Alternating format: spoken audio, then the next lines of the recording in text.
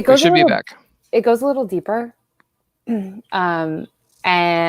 it goes a little deeper and it's kind of like the foundation. So, I think the answer is relationships.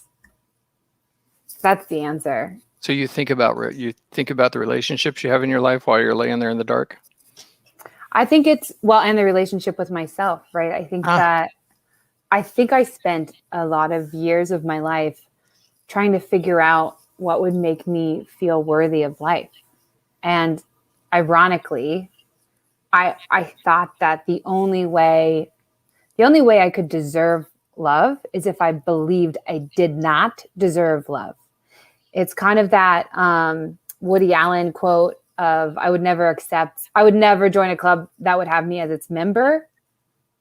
Like I would never join a club that would allow a person like me to have me as its member.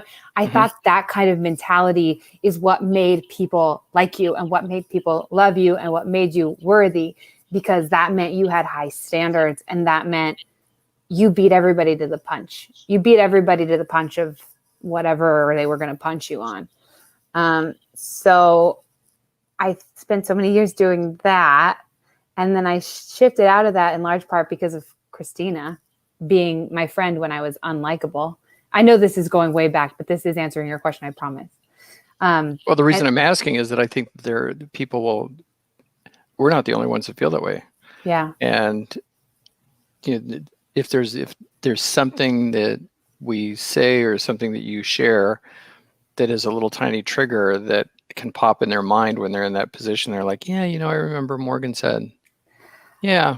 And then they think that, then it comes into their mind and then they have a tool to get out of it. I guess the tool is vulnerability. It's being unlikable in front of somebody and having them say, cool.